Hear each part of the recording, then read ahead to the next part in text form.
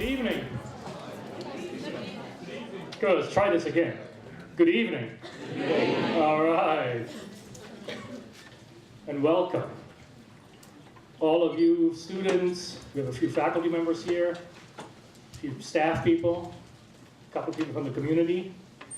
Welcome to all of you guys.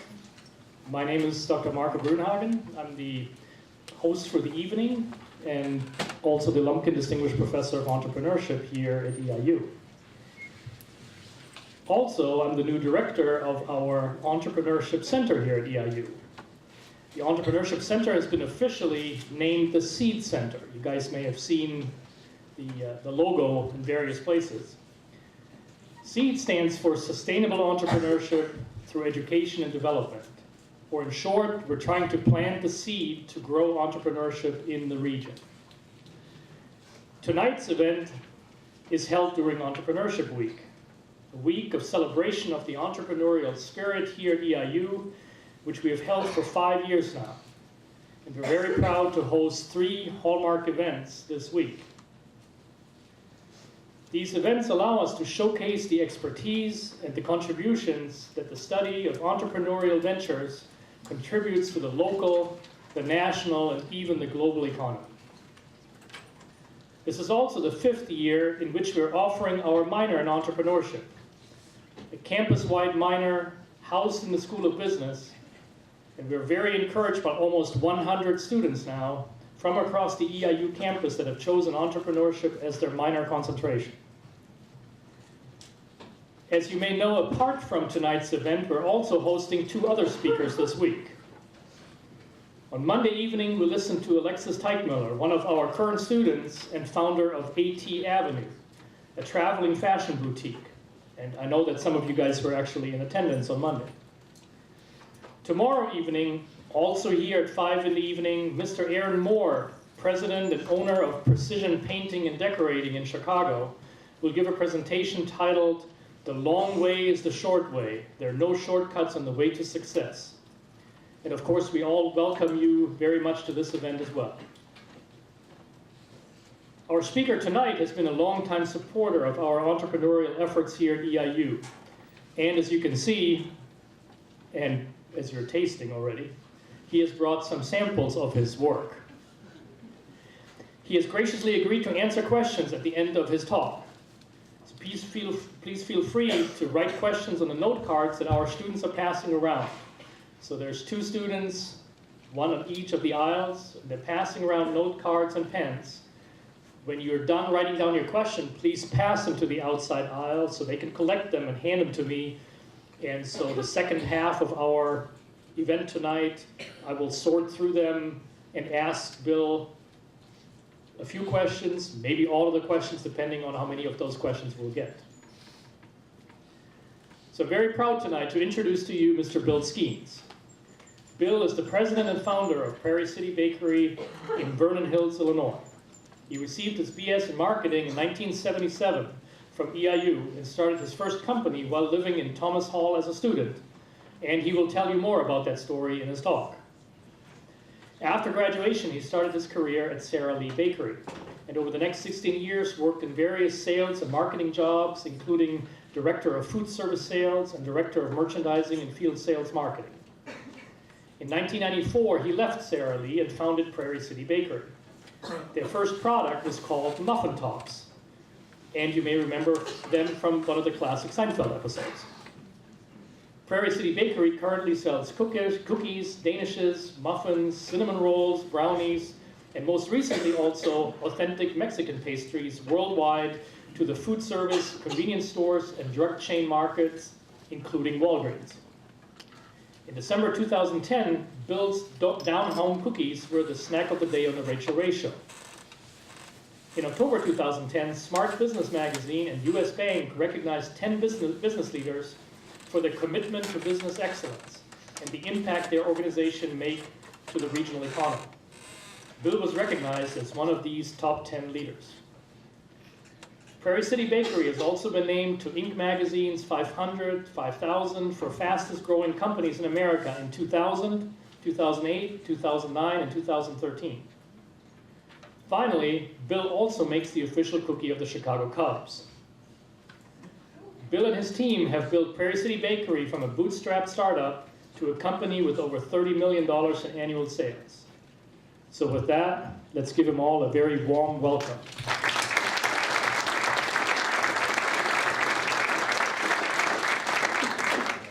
I know how to get a crowd, and that is offer free food.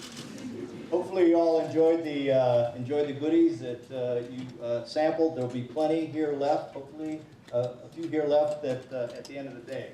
My name is Bill Skeens, and I'm going to talk to you pretty fast about a lot of different what my story is.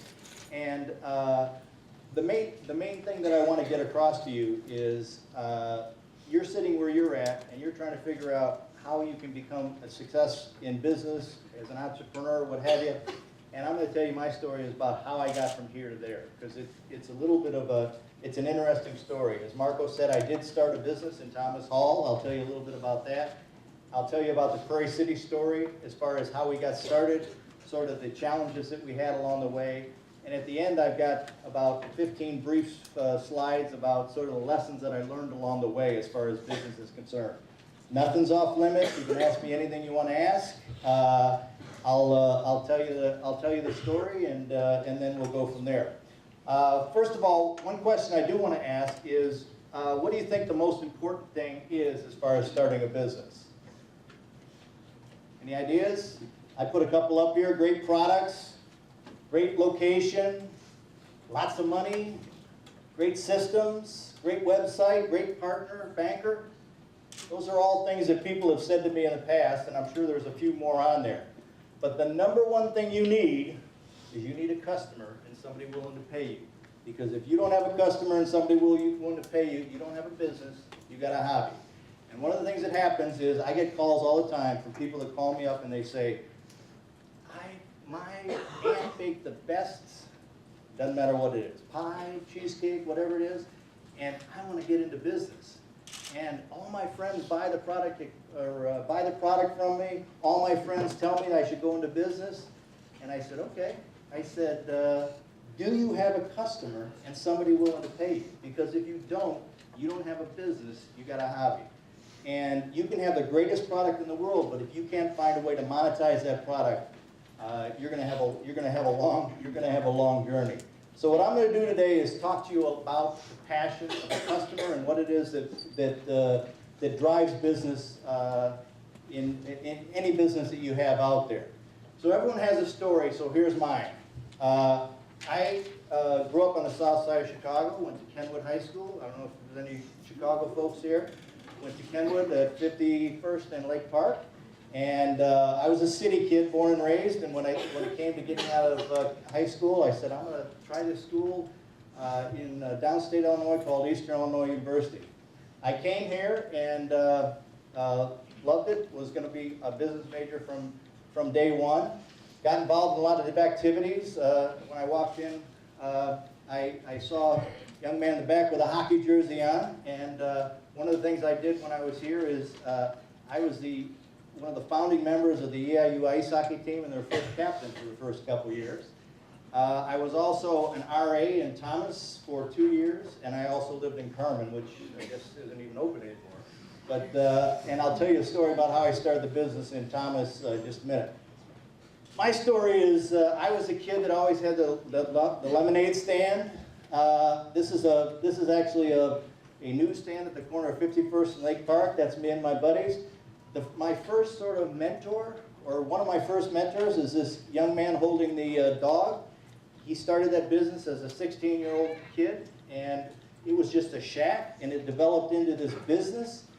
One day he goes into the hospital, and his dad and my dad were actually in World War II together.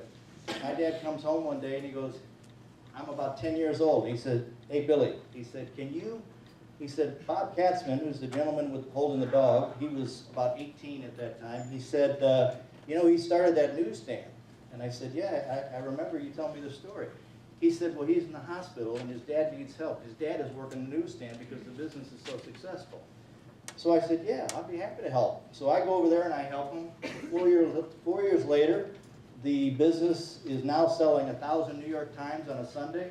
They got magazines. They've so he was my sort of first mentor, and all of these guys are my buddies that I recruited over that period of time. I drove a cab when I was in college, came back from Eastern, scared the hell out of my mother that I went out and drove a cab, but it was kind of fun. Here's my life at EIU. There's Thomas Hall. There's a picture of me on the quad. Those trees look a little smaller than they do right now. There's me living in the lounge on the 4th floor of Thomas South as a sort of a pimp job. My friends moved my bed into the lounge one night. And there's lots of stories, but as you know, I know what goes in Las Vegas stays in Las Vegas. That's probably better with me as well. I was an RA. You can see hair was a big thing back then, but these are the RAs in Thomas Hall. I look a little different. Still got red on, but I have red hair. But my first mentor was a gentleman by the name of Terry Webb. Terry Webb was the dorm director at Thomas Hall, and I went over to Thomas Hall before I came here, and one of the things that I looked at the front desk, and it was, you know, very neat and very tidy and what have you, but Terry had an interesting thing. They didn't have a lot of money at that time to do things, and he wanted to have money for programming for the dorm. And so he said, you know, maybe we should start selling something. You know, kids late at night, they're hungry, so we started selling pizzas, and then we started selling popcorn, and then we started selling sandwiches. Well, one thing led to another, and we won all the intramural games because we had all the equipment, we had all the you know, T-shirts, we had everything going on. So these other dorms around campus said, hey, I want a little piece of that action. Well, Terry didn't want to mess with that. He said to me, Bill, why don't you take care of what their needs are? And so, lo and behold, what ended up happening is we sold, as I said, pizzas, popcorn, sandwiches, that type of thing to raise money. But then what happened is when the other dorms and fraternities started hearing about it, they all wanted to know where they could get all the supplies. So Terry said, listen, can you take care of these guys? So one thing led to another, and I started a business called Skeens Enterprise. There was a young woman in Thomas Hall that was studying to be an accounting major, and she did my invoicing back and forth. So I outsourced my financing, and I had keys to the storage rooms. So I had a little storage room that I could store stuff. But it started getting really successful. Oh, one of the other things we did is you may not recognize this, but this is the original Pong game. And I know video games are very popular right now, but back then, this is what it did. That's all it did. Anyway, we bought one of these things and put it in the lobby. And what happened is that you had to pay a quarter and you play against the machine.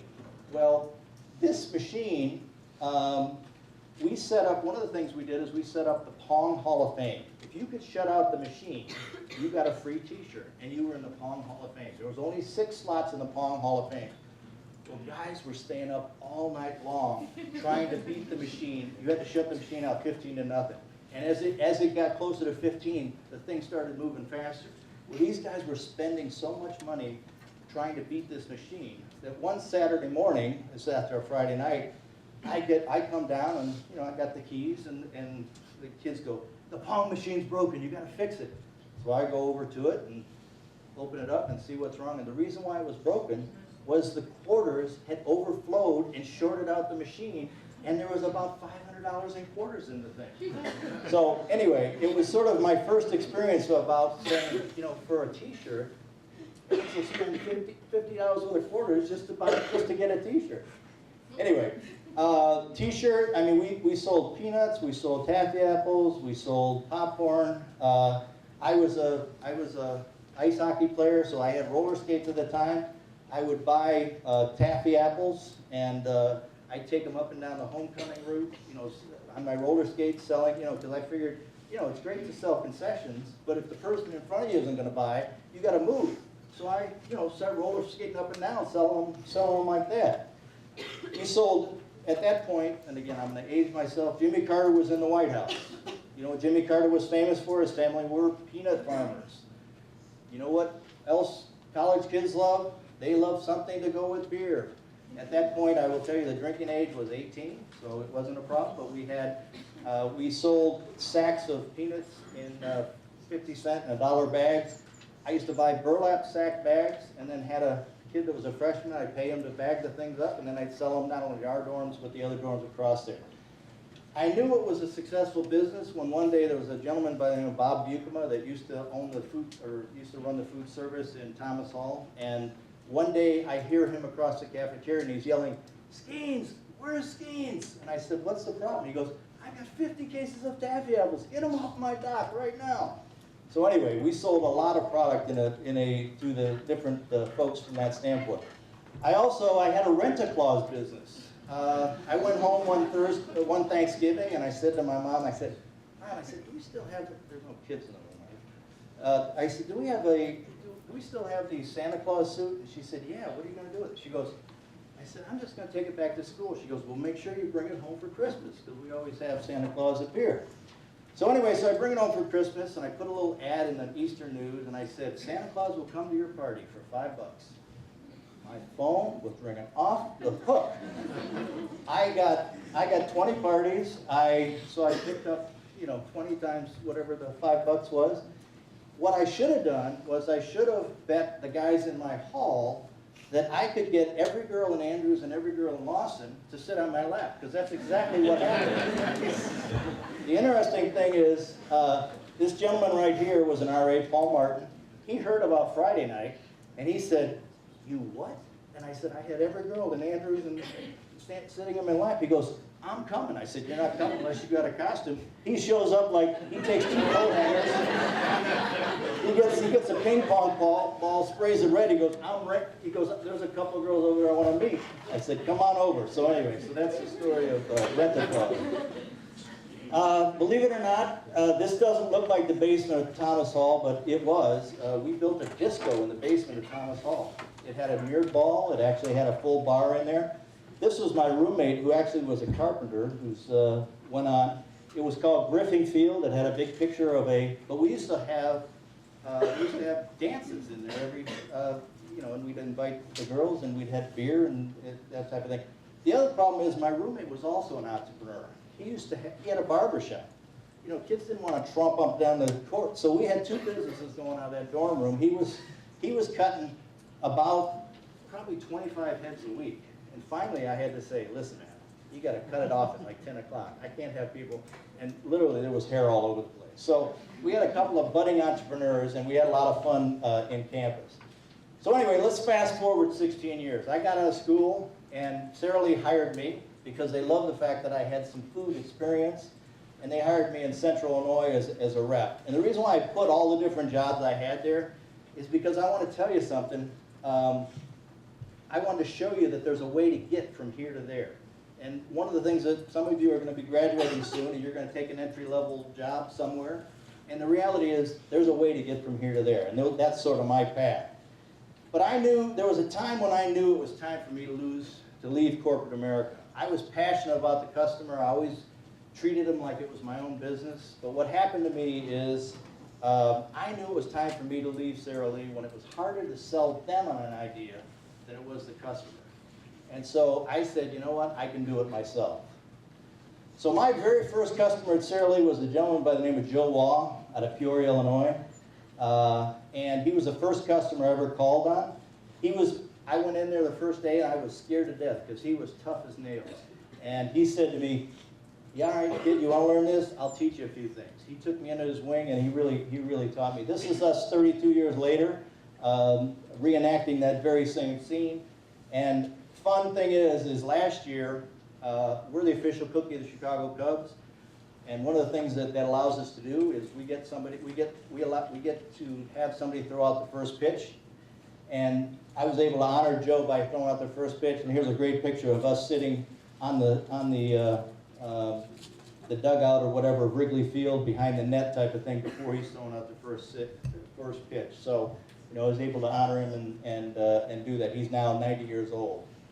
Anyway, I started a company called Prairie City Bakery. Prairie City Bakery 16 years ago. I left, and the first product we came out with, I had a partner by the name of Bob Rosine. The first product we came out with was a product called Muffin Tops. Now, nobody knew what muffin tops were, but it's essentially the top of the muffin, the best part of the muffin. What I will tell you is 80% of the women got it right away, and only about 40% of the guys. The guys were like, what are you trying to cheat me? Where's the rest of the muffin? The women were like, hey, this is the best part of the muffin. The problem is the market that I was selling into, which is convenience stores, is about 80% guys. So it wasn't easy to convert that. Now, if I was in front of you and telling you what it is that we sell, I could explain to you a muffin top. But one of the things you have to do is you have to make sure whatever the product you have, clearly your customers understand what that is. You guys, again, maybe too young for this, but Seinfeld came on. There was a famous episode they did on muffin tops about 6 years into us. And the name of the shop was The Top of the Muffin to You, which was the same slogan that was on our box. And so do we know that they exactly copied our product? No, but we had a lot of fun with it and took full credit for it. And we sent Julie Louis-Dreyfus some muffin tops, and I got interviewed on a lot of different TV stations about it, and we had a lot of fun by it. But they had used our slogan. I had people that called me up and they'd say, why don't you sue Seinfeld? I said, sue them? I said, I want to love them, because they just educated the entire American population to what a muffin top was. Now today a muffin top means a little hanging over something else. But anyway, our first year sales were about $384,000. 2013 actually, our sales were about $31.5 million. We sell about 450 distributors in 50 states. We sell in the Middle East, Caribbean. This is an astounding thing right here. We only have 11 employees. Now I'll explain that in just a minute. We were on the Inc. 500 or 5,000 list in 2000, 2009, 2010, and 2014. We do everything a typical manufacturer does, from product development to get it to market. But one thing that we don't do is manufacture any of those products right there. We do not even own an oven. The only oven at Prairie City Bakery is our microwave that we heat our coffee in the morning. So what we did is, if you asked, the question I asked earlier, and the question that many people, that I asked myself, is when I started Prairie City Bakery, or I left Sara Lee, my original plan was to go buy a bakery. And there was a small cookie dough manufacturer in Indianapolis, did about $2 million in sales, and I was going to buy the business. I went down there with my wife.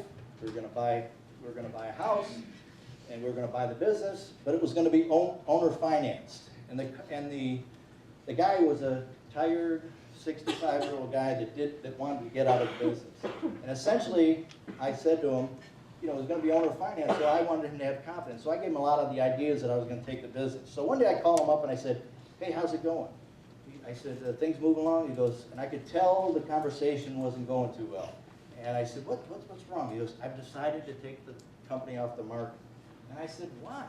And he said, because you've given me so many good ideas, I'm going to try them myself. So I said, really? I said, okay, no harm, no foul. I said, if it's not meant to be, it's not meant to be. The guy that was doing the due diligence for me at that time, to check out the books, I'm not a finance major. I will tell you, I took 3 years of accounting and passed 2 of them, so I'm not a finance major. And what I will tell you is that the guy said to me, why do you want to own a bakery? And I said, because I need something to sell. He said, that's not your core competency. Your core competency is selling, marketing, understanding what the customer wants. He said, Sara Lee outsources a lot of their manufacturing. Kraft doesn't make their own cheese. Nike doesn't make their own shoes. Apple doesn't make their own iPhone. The model is there to do that. So what we did, he said, the program started with, I'll make the product, you get it sold. That was about as simple as we had a business plan, but when you break it all down, it was pretty much that. So what we do is we have currently 11 different manufacturers around the country that bake product to our specification. Bake it, freeze it, package it, ship it to us. It all goes out to our customers on one truck. So we have lots of different companies that sell that. We distribute our product through U.S. Cold and another company. There's a company in Mount Sterling, Illinois called Dot Foods. It's a huge distributor type of thing that we sell the product out there. So that's how, and it goes from us to the distributor, to the stores, or us to the food service distributor, the chain. And basically what we do is we focus on, we use a push-pull method of distribution.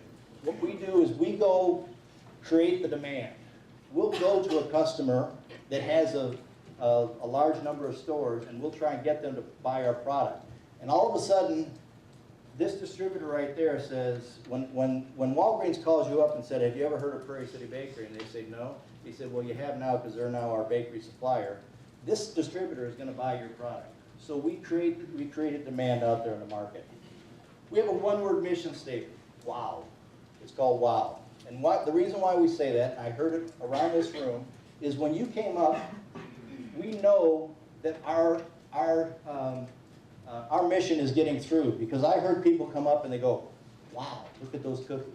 Or they said, wow, look at that fudge.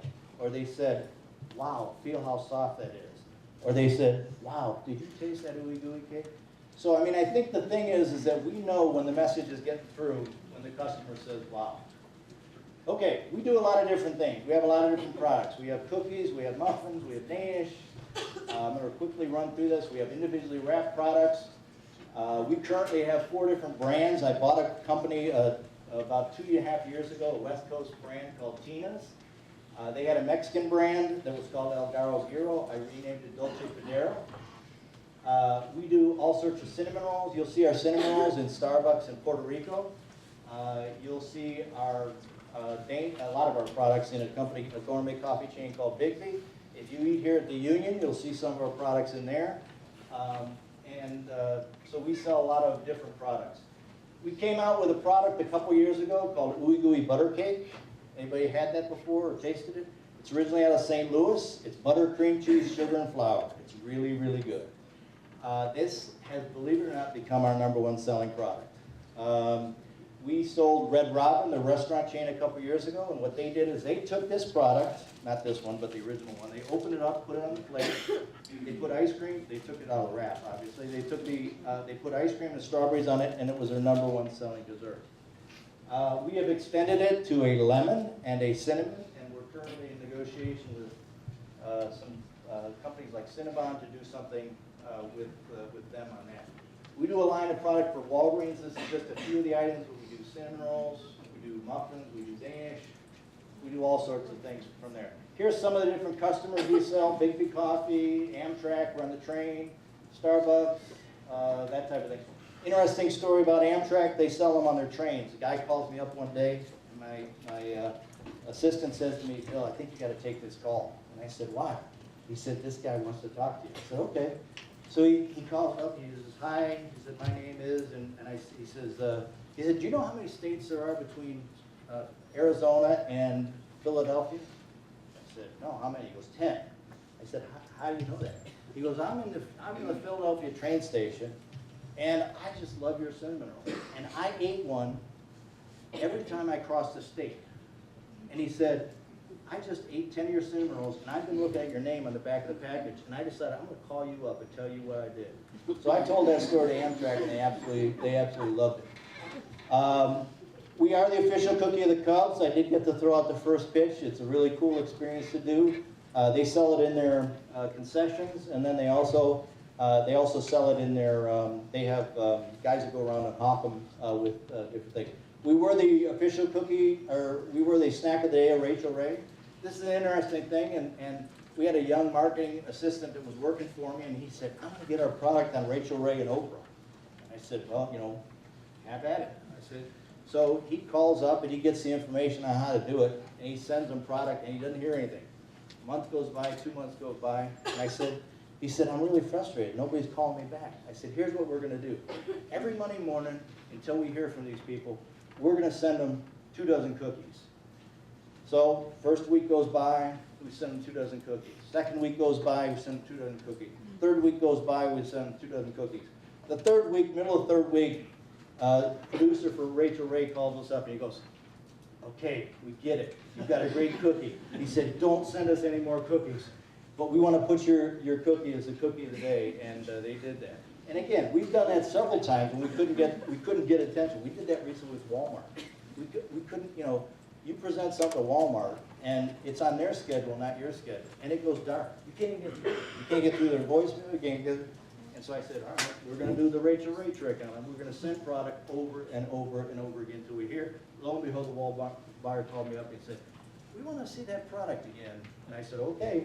So anyway, here's an example of go big or go home. We have a booth at the NAC show, which is National Convenience Store show we did a couple weeks ago.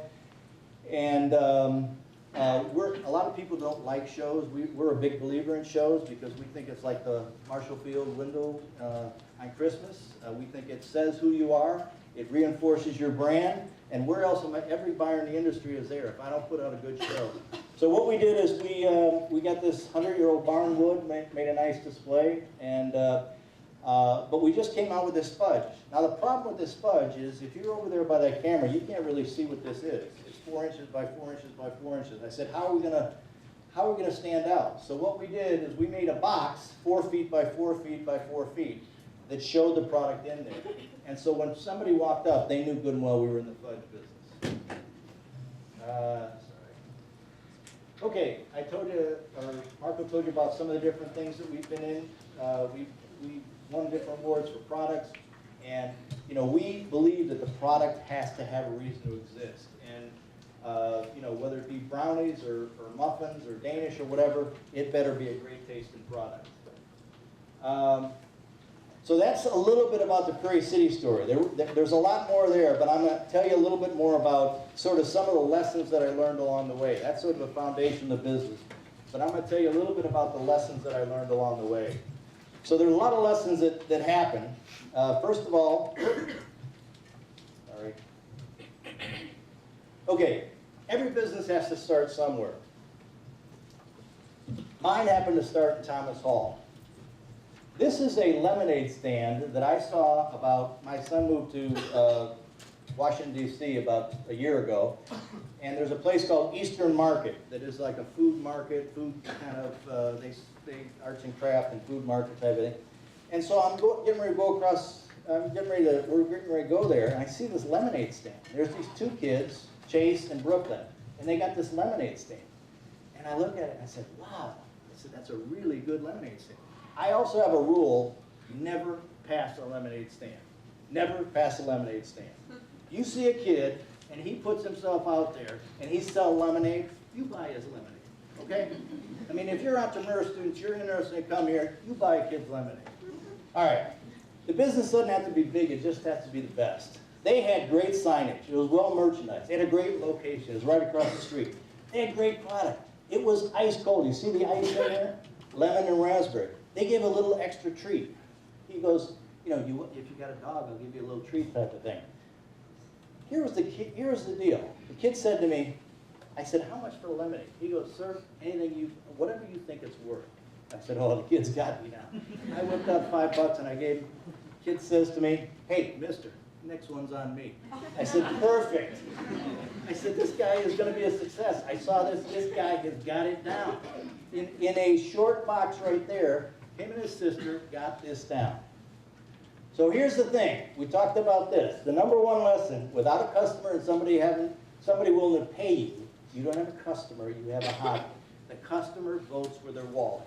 You go into a store, you go into Union, and you've got a lot of different products. And what makes you say yes?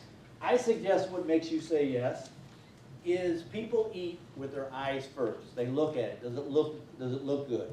So one of the things that people say to me all the time is, why don't you put your name on the front of the cookie? I say, because that's not what's selling that cookie. What's selling that cookie is somebody looks at this cookie and they see the chocolate chunks bursting out of there. So people eat with their eyes, they pick it up, they do the fresh squeeze test. And if I get them here, I got them sold. So the number one thing is customers vote with a wallet. Number two is when you're starting a business, there's a lot of people that talk about starting a business, and then there are people that actually do this. Now, you're probably not going to get it right out of school and start a business. I understand that lady did, and good for her. But there's a lot of people that stand at the end and say, oh, I woulda, coulda, shoulda, at the end of their life. And that was one of the things that drew me. So there's those people that say, and there's those people that do, and you've got to be one of those that do. At some point, there's a leap of faith. I was at Sara Lee, I was making good money, and I decided to quit. So at some point, there's a leap of faith where you're on the edge, and you got to jump. and you hope there's a bungee cord attached. Because what's going to happen is you're going to be in free fall for a while, and you better hope you don't go splat if there's not a bungee cord attached. So anyway, so at some point you've got to have faith in yourself. Here's another deal, is you will never have all the answers, but you've got to be willing to ask the question. You will never have all the answers. If you wait till you have all the answers, you'll never do it. I know many of you probably don't have kids, but I will tell you it's the same thing when you're going to have a baby. If you wait till you're ready to have a kid, you're never going to have a kid. If you wait till you have all the answers, you will never start a business. So if you're somebody that got to have everything lined up, you'll never do it. So the reality is, when I was doing it, Google wasn't out there. Google can answer a lot of questions for you. More importantly, go find a mentor. Go find somebody that's done it before. Ask them questions, because you got to find the person who's got the answer to the question. You don't. It was like me with accounting. I didn't know the answer to the accounting, but I found somebody that did know the answer to the accounting. Okay, here's the other thing. You've got to look in the mirror and take responsibility for your own success. I don't care if you're an entrepreneur. I don't care if you're whatever. I know some of you came to college and you're like, what am I going to do? Well, the reality is, sometime about your sophomore year, you go, shit, there's a lot of people graduating and got to get jobs. I better take advantage of my success. I better figure out what I'm going to do. So you got to take responsibility for your own success. It's gut check time. Quit your job, quit your salary. Left my friends, oh my God, I got no one to blame but myself. That is a scary ass proposition. Okay, here's one that I found is the phone is not a pet rock. Now you guys don't even know what a pet rock is, but for the people that are older, there was a product back in the probably 70s. There was a pet rock where people sold a pet rock, and they had a little book as far as how to train your pet rock. It was a freaking rock, and it just sits there. The same thing with your phone. Nothing happens until you make it happen. One of the things that happened to me is I was very well connected with Sarah Lee, had a lot of different customers. I sent out all these brochures to all these people that I knew, all these contacts, and then I looked at the phone for 3 days, and I said, ring.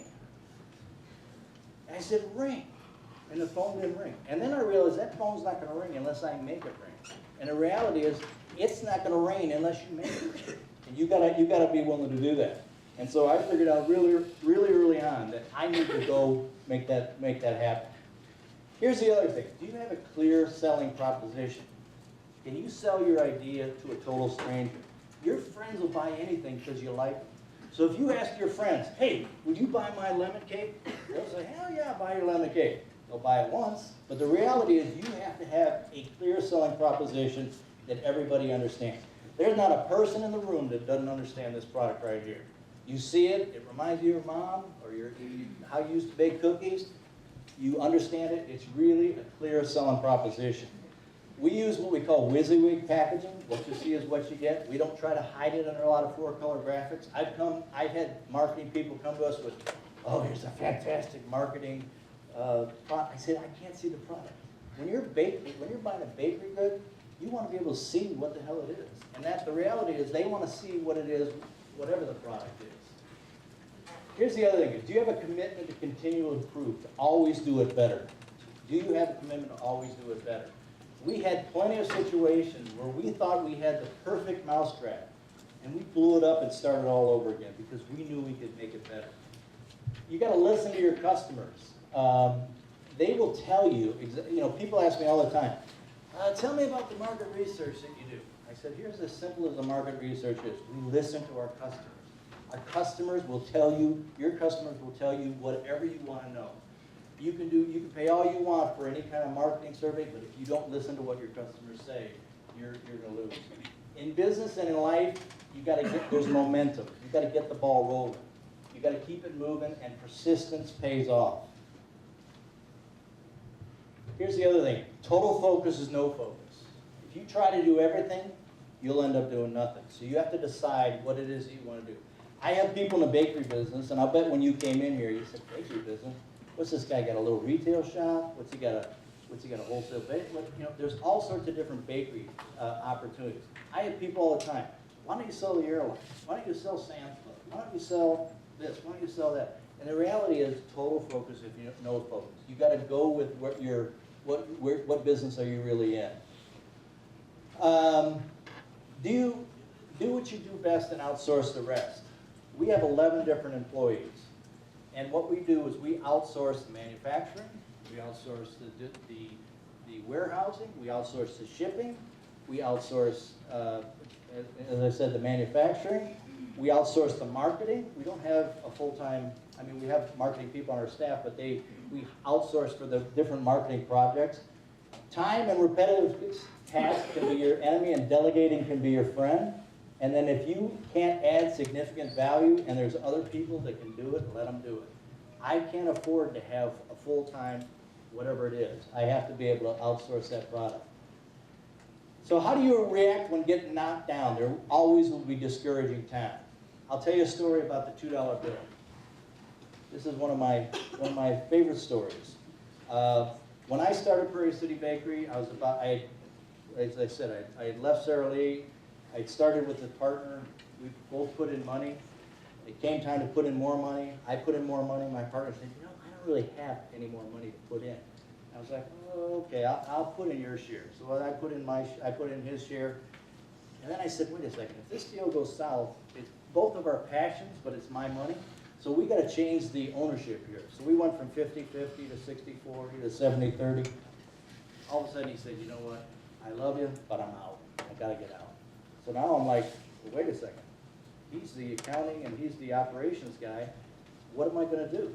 And I was the only guy left in the company about a year and a half into it. I had a major show down in Orlando, and I had to work the show by myself. I had the product. I had my wife call me if there was an order that came in the system, and so I'm working the show. It's a 4-day show, and at the end of the show, if you've ever rented a car, you got to fill up the gas tank because you don't want to get the $9 a gallon charge they have.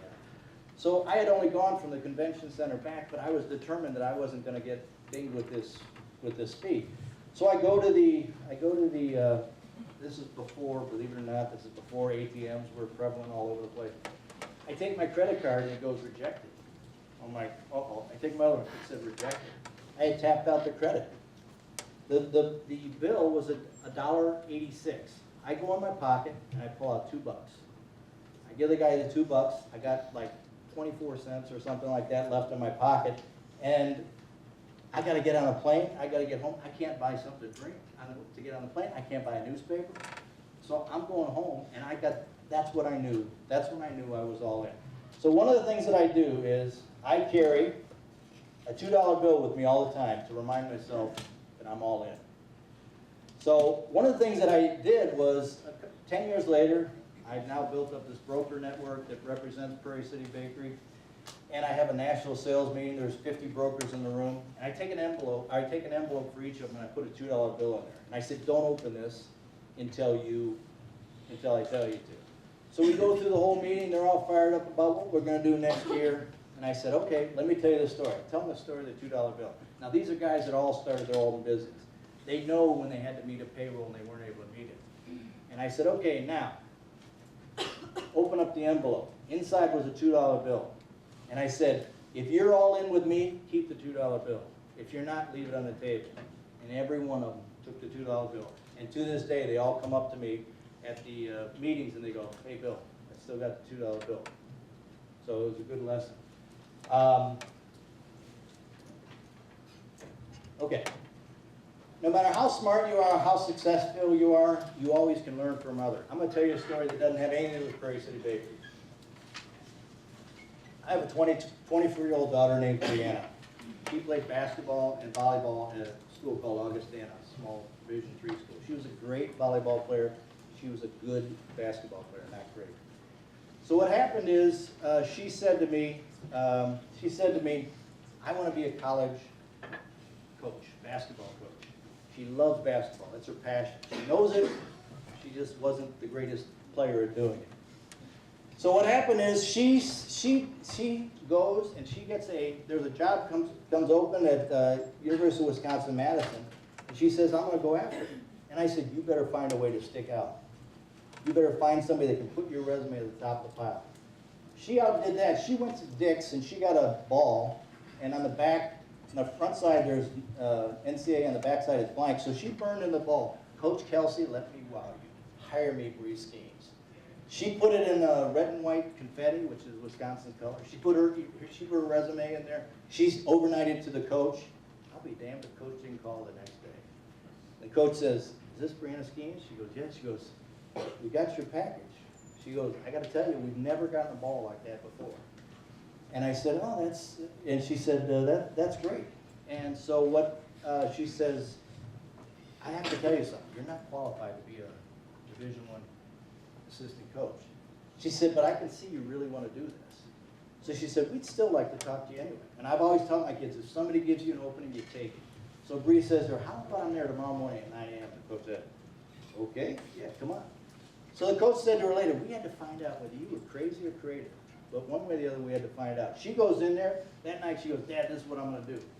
She comes out. She's got white slacks. She's got a red blazer. She's got red stiletto heels. She walked into the place, and they said, "Wow, Bree, you look like you belong here." I said, "That's exactly what you wanted them to say." Because her brand walked in through the door before she did. At the end of the interview, the other thing that I say to her is, if you are in an interview situation, ask for the job. So she goes and she asks for the job after the interview. And I'll be damned if they didn't create a job for her.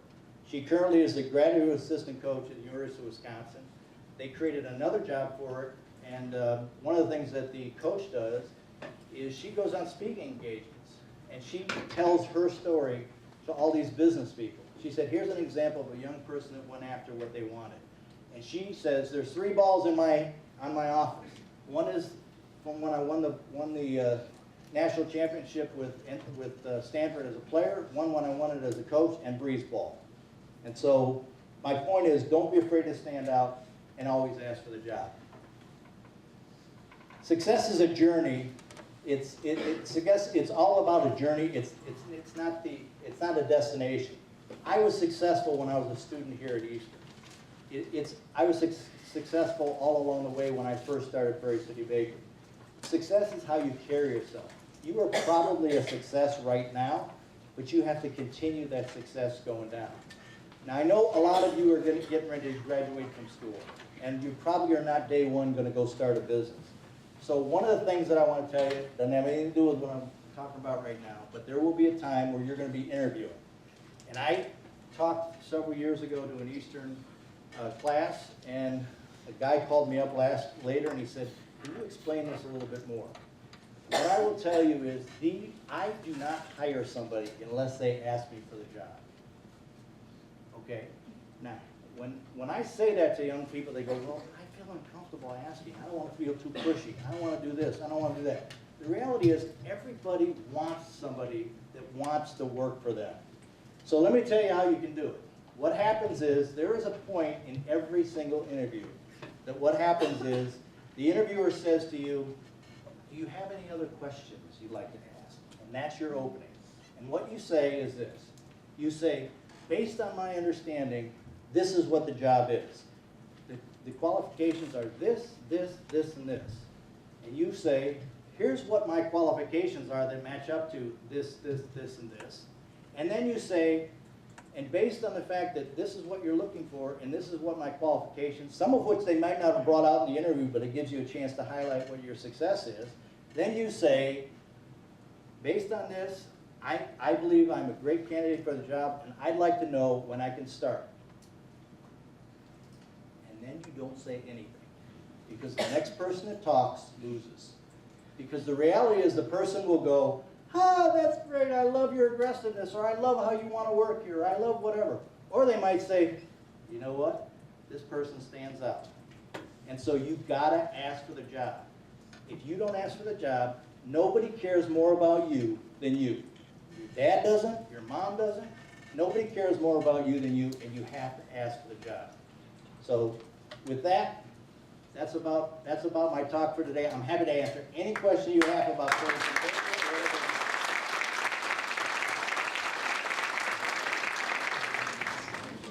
How did you get in touch with the Cubs and any other teams you're trying to sell to? What happened is that we had a broker that represented us, food broker that represented us, and they also represented a chicken company. And he said, would you like to meet the Cubs? I said, yeah. And we went in to see the Cubs, and the buyer said, cookies, ballpark, it doesn't really go. We've tried cookies in the past, it doesn't work. I pulled out the cookies, they saw it, they go, this might work. So one thing led to another, and we ended up becoming the official cookie for the Chicago show. How did you finance your business at the beginning? Interesting. I had accumulated some money and some stock through, when I was working at Sara Lee, they had a stock purchase program where they gave employees a 15% discount. If you go work for a company and they offer you that option, do it. Because when you first start out, you're not missing that money. And what happened is you could put up to 10% of your income away, and you could buy stock at a 15% discount, and I did it. And at the end of 16 years, I had about $200,000, and we started it. I put in $25,000. My partner put in $25,000. I put in $25,000. He didn't have $25,000, and then we went from there. Love this question. What happened to your business at Eastern when you left? What happened is I actually didn't leave when I left Thomas Hall. I left. I actually turned it over to somebody else, and actually they don't even sell food in the. I told that story recently. I guess they don't even sell food in the dorm. So it eventually went away. I ended up spending my last semester in Carmen Hall being an RA up there, and it sort of just fizzled out. So. Okay. But it helped put my way through school. Where did you come up with the name Prairie City Bakery? Prairie City Bakery, we had a lot of different names. It's really interesting when you look for names, because there's a lot of names that are already taken out there. And what we were looking for is something that sounded really homey. It had to have the word bakery in it. And so we came up with something that sounded very kind of homey, sort of like Mayberry, but not Mayberry. And the other thing is my wife's from Decatur, and I'm from the city, and I said, Prairie, city mouse, country mouse, whatever it sounds like. My wife always tells me, be a little bit more prairie and a little bit less city, but that's who I am. Serious question here. What techniques have you used in electronic marketing? Social media, internet, apps? Does that play a role in your business? It does. We have a Facebook page. We have a website. We think we have a pretty good website. But we're not social media fiends type of thing. We have had an interesting thing that we just tried out that's kind of interesting. A company called us up and they said, we have a way for you to get to customers that you haven't never gotten to. And I talked earlier about going big or going home type of thing. I've sent, when you send something to a buyer, there's usually somebody screening that buyer's mail, and they'll go, this is good, you should see this, you should not see this type of thing. I said, you know what, I got to get past this person. So I made this gigantic 3-foot by 2-foot thick thing that said, what if you could have your own base? And it was so big it fit in this gigantic 2-foot by 3-foot envelope. And what it said, what if you could have what if you could make your own cookie? And it talked about all the different things you did. And then I put a live cell phone. I went and I got $10 cell phones. I put a live cell phone, embedded it into this presentation. And I said, if you're interested, push 1, and you'll get directly to the president of Prairie City Bakery. So we sent out 60 of these. Usually you hear from about, marketing, you hear 2-3% type of thing. We heard from like 30, we only sent 60 of them, we heard from 30 of them right away. And so what ended up happening is, guys called me up and they'd say, we don't know who does your marketing, but we want to do business with a company that has this. And so we ended up closing 4 of these different sales from that standpoint. Now, that actually answers the next question I had. Okay, perfect. Your relationship with the Cubs, can you elaborate on that? Has that increased your exposure? Baseball the only thing? Have you considered other sports? we do have a bit of a unique relationship with the Cubs. When you do a deal like that, we don't make enough money to pay for the sponsorship fee that we have to pay for the Cubs. But it gives us, it's called brand borrowing. It was the same thing we did with Seinfeld. When Seinfeld did the Muffin Top episodes, we were brand borrowing by saying we're affiliated with the Cubs or with Seinfeld type of thing. And so, you know, I mean, we brand borrow all the time from a standpoint of if somebody, you ever see the movie Miracle on 34th Street, and they get the mail delivered, and they said, well, if the U.S. Post Office says you're Santa Claus, you're Santa Claus. Well, you know, if Seinfeld says I'm Muffin Tops, we're Muffin Tops. You know, you got to brand borrow from that standpoint. It's a way to leverage that up. We have done other. We're the official cookie for the Wolves. We're talking to the Sox, but it's not a big part of our overall strategy. It just when we go into a customer and we sort of rattle off, oh, we're the official cookie for the Cubs, all of a sudden it says, oh yeah, that makes a lot of sense. Okay. Did anyone ever doubt you by saying you couldn't make money off cookies? And if so, how'd you deal with that? I had a lot of doubters. I had people at Sara Lee that said, man, you're nuts. What are you doing? You're leaving a good job. You're leaving a good company. You'll never be able to do that.